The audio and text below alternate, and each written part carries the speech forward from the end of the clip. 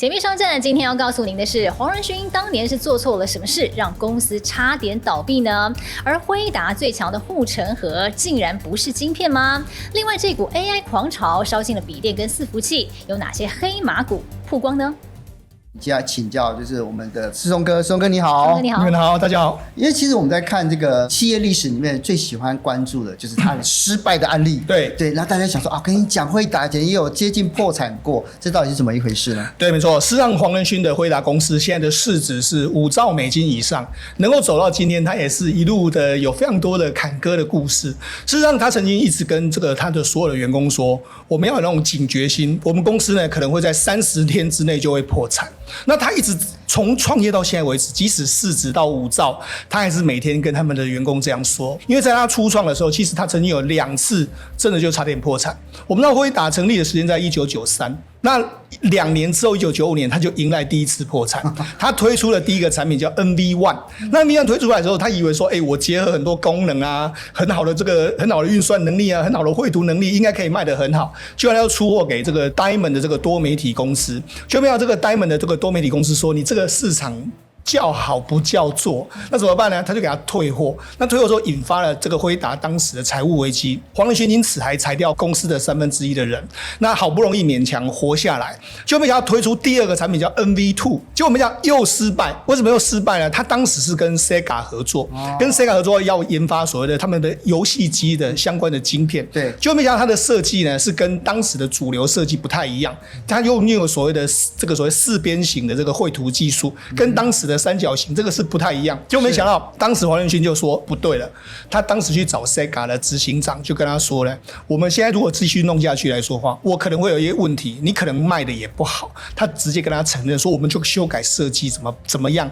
那他说，那这样我公司可能会撑不下去啊。他求助当时的 Sega 的 CEO 入交昭一郎，就没想到这个入交昭一郎先生就跟他说，没问题，我就挺你过关，反正你觉得不对，那我们就更改设计。他就给他500万美金，让他度过这一次的这个难关。那因此呢，他跟 Sega 的这个故事，我们知道黄仁勋也常常说这样的一个故事，所以我才说，因为刚创业的2次危机，让他这种所谓危机感深深的刻在他的这个骨子里面的一个状况。是，所以辉达真的是经历过大起大落的公司，它的股价最多好像跌过80%哦，对，然后最惨的时候是每股1.55美元。是，那黄仁勋他到底还经历过哪一些比较震撼的事情呢？对，你看跌到1.55美金，我们现在就会想说，如果当年我可以时光倒流到那个时候会多好。对对对，没错，删掉。对对对，但是我觉得呢，这个黄仁勋能够走到今天，还有接下来不是只有刚来的 NV1、NV2， 他在2008年还遭遇一个叫汉典门事件。什么叫汉典门事件呢？就是他当时推出了这个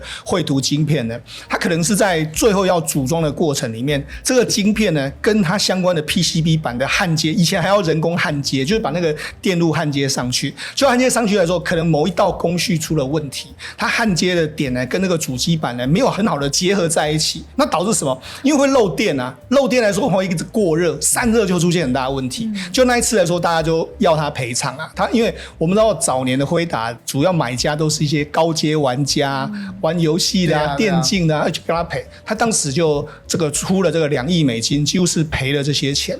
那另外一个还有一个故事，其实跟台湾比较相关。辉达今天是在做 AI 晶片，对不对？他早年呢是在做这个绘图晶片，是用在这个电脑里面。他其实曾经推出过手机晶片，代号叫 Tegra 的手机晶片，就被他推出来之后呢，没人用啊，就一直闲置，然后那些都变成是很大的库存，对他的公司形成非常大的危机。那是他遭遇的另外一次重大危机。那后来是谁救他？又是 Sega 公司。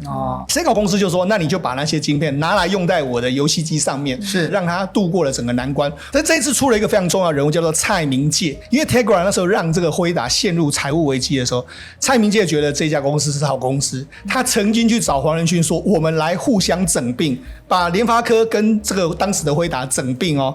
就黄仁勋就说可以，但是我要做执行长。那当然蔡明介也不愿意嘛，所以这件事情就因此就没有成型。所以你就知道说，其实这个辉达公司的价值，其实台湾很多人早就看出那个中的这个奥妙了。团队建议给哲金看的一个数字，我觉得相当的惊人哦，超过70%的你其实还没有按订阅。如果你一直有在收看，也喜欢我们节目的话，现在我们来按下订阅吧。按下订阅对你来说是免费的，但对整个下班经济学团队来说，有你的支持跟订阅是这个节目能不能继续做下去、做得更好的重要关键。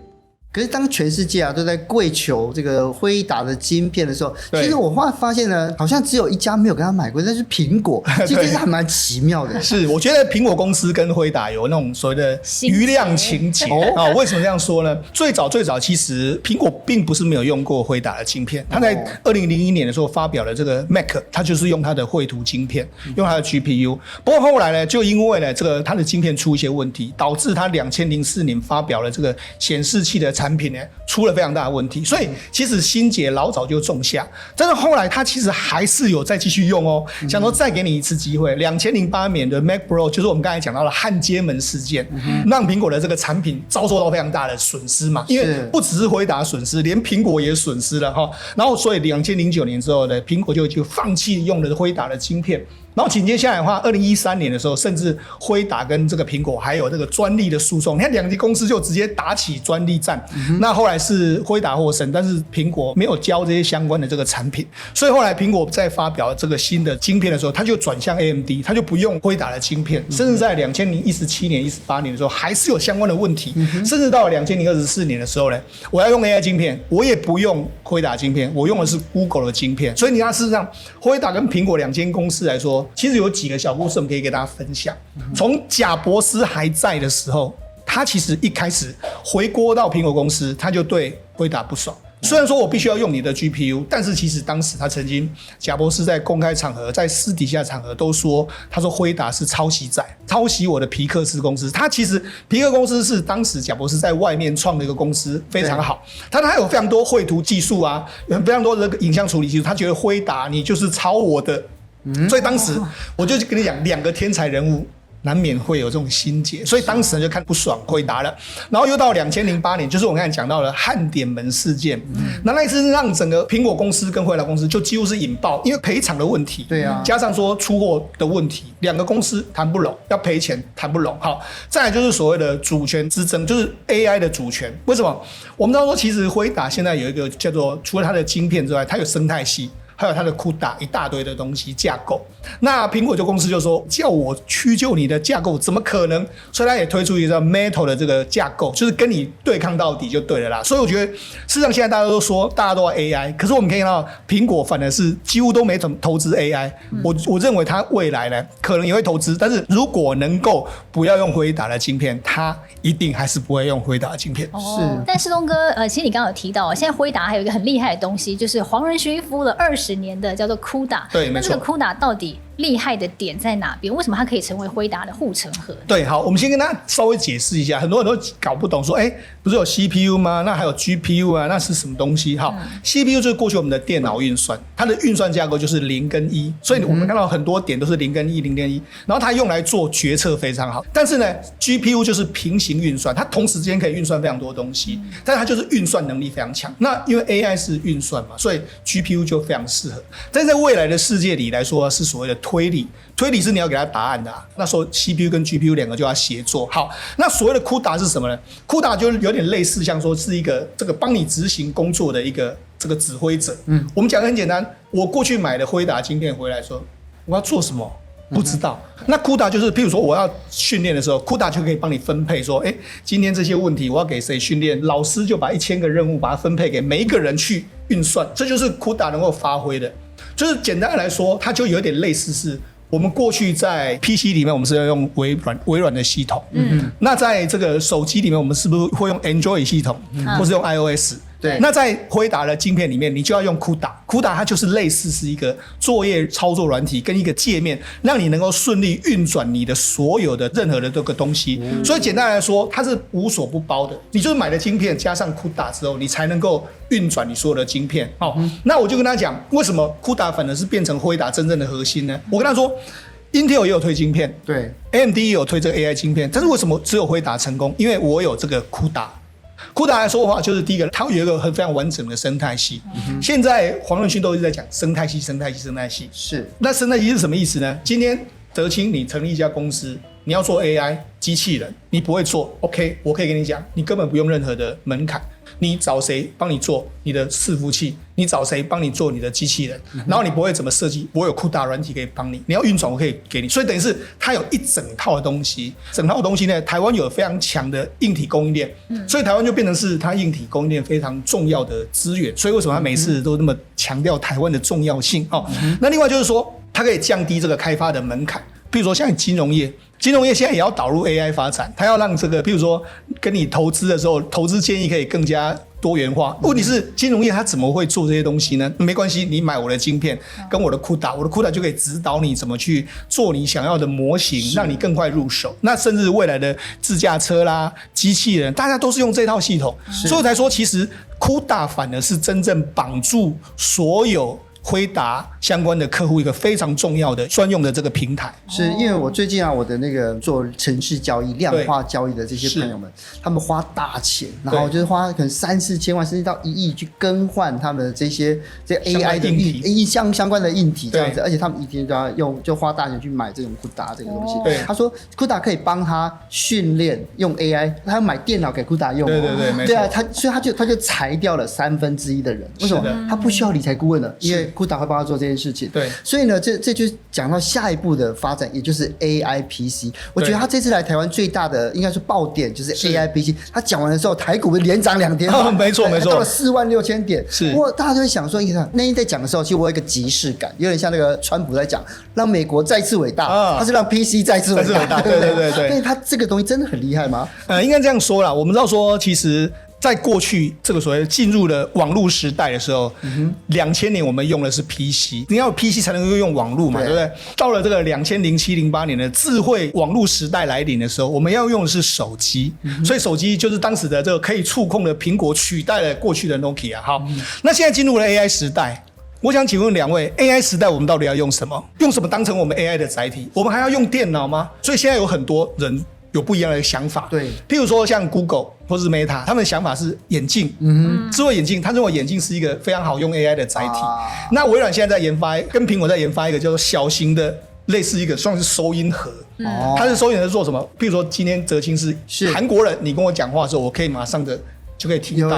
对，现在有很多各式各样的载台在研发，但是刚才哲青提到了 AI PC， 就是黄仁勋他认为说这是一个非常好的媒介，就是说现阶段你可能眼镜或者什么其他载体，他认为没有那么好，他认为 PC、NB 是一个非常好的一个载台。我用 AI， 比如说现在大家很多人来养龙虾，龙虾要24小时跑，那你怎么跑？你不可能用手机跑啊！我跟你讲，如果我们手机跑24小时的话，那你就不用其他的功能了，那你放一个 NBP 在家里面，让它24小时的跑，这很可行，所以他认为说是这样子的一个载台，但是这应该也不是他最终的一个 AI 载台是什么，但是显见他现阶段是把它视为一个重点，过度要用，对，过度要用的。那之后是，譬如说也有人说是车子。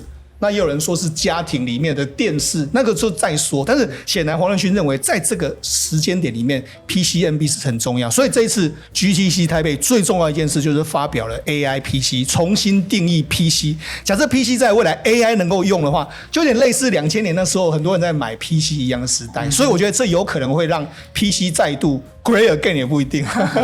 是，所以这一次除了这个 AI PC 是一个很大的亮点之外，每次黄仁勋来台湾，这个赵元燕的名单呢，也都是大家讨论的一个焦点。对，我面对这2天台股比较大幅度的一个回档修正，这个剧烈的震荡，对，世宏哥你怎么看接下来的投资趋势？对，我觉得给他一个结论就是趋势并没有改变。改变的是人心，什么意思叫人心呢？第一个，因为这一波股市涨了很多，所以很多人赚了很多。他一下跌的时候，他会害怕，我要赶快把我能够赚的部位回收，所以会比较偏向是不计价的砍单。另外有一种是说，这一波没跟上，我在这个时候放大杠杆。那放大杠杆的结果就是这一波你可能要被修正，那所以我才说这现在是一个筹码面的修正，跟基本面其实没有太大关系。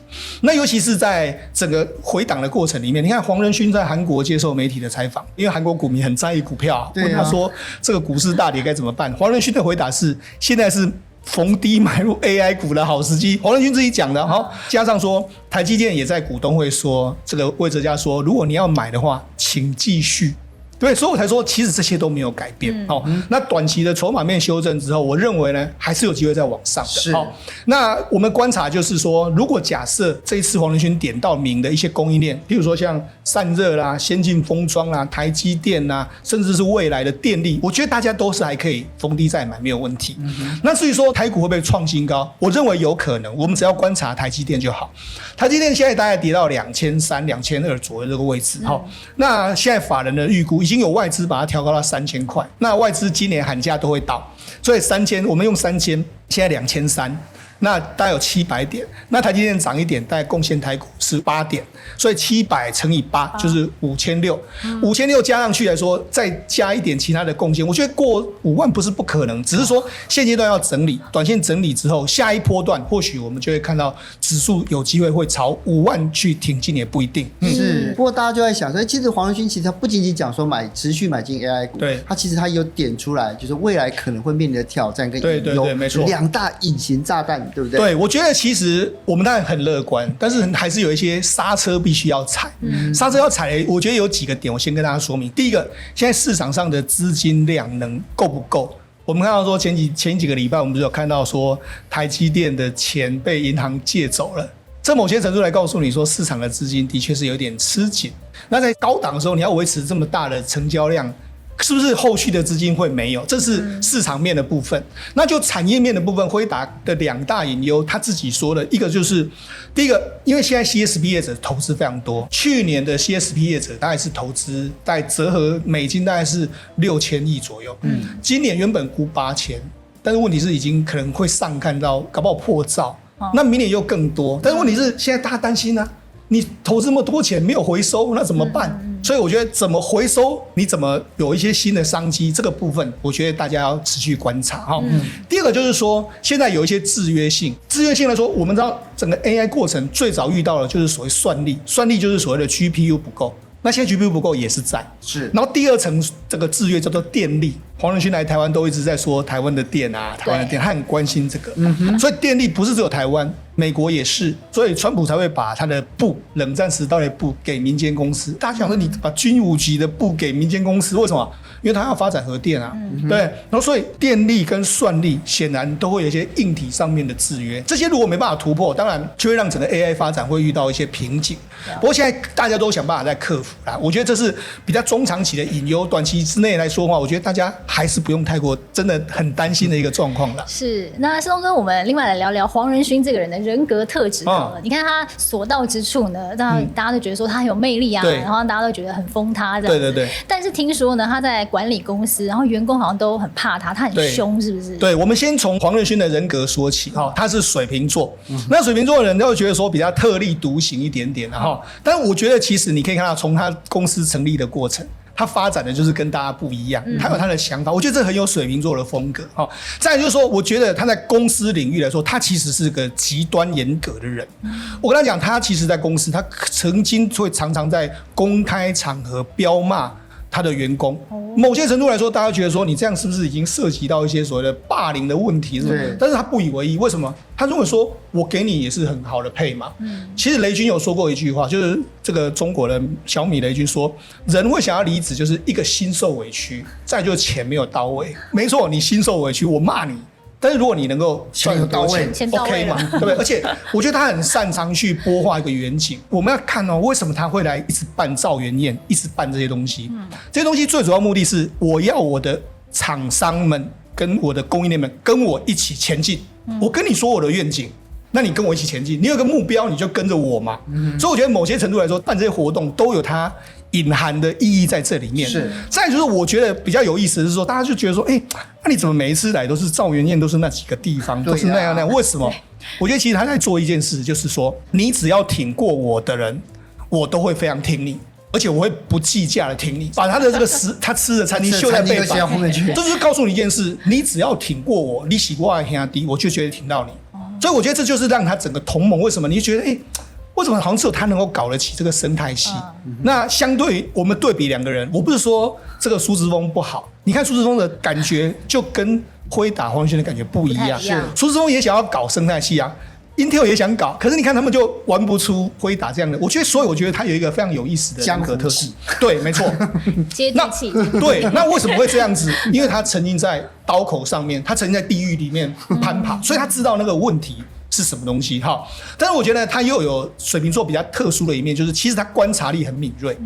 他其实对人的时候，你有时候会觉得说，他的观察力非常好。你看我们每一次这个很多记者在外面的时候，你看他是很少数会出来拿东西给，最早也是他出来拿东西给记者。以前有谁会这样做？而且他还让这些所谓的韩国的我比较惊讶是韩国的大老板们。我印象很深刻的是这个 SK 海力士的崔泰元专门发炸鸡发东西的。我觉得那时候他的表情好像是我是谁，我在哪，我怎么会做这件事？对，怎么可以做这件事？对，怎么做这件事？对，然后还看到这个李海珍，就是 Never 的这个执行长，还有 LG 的创办人，他们还烤肉，你觉得都没看过，所以我才说他有一股很特殊的魅力。然后加上说，你看他当年送给张忠谋的礼物是一本他跟张忠谋相遇的所有的漫画册，所以来说他其实有非常多源源不绝的很多 idea，所以才讲说黄仁勋是一个非常特别的一个人，在公司是很严格，但是在私底下对人真的我觉得是一个非常细腻又贴心的一个人。是，其实我觉得科技每隔几年就会出现一位风云人物。你看，我记得下班经济学前几年一直在讲马斯克，马斯克，对不对？现在刚刚讲黄仁勋这样子所以我就觉得就是这个科技业也让我们看到说时代不断的在往前。谢谢世聪哥，谢谢你，谢谢。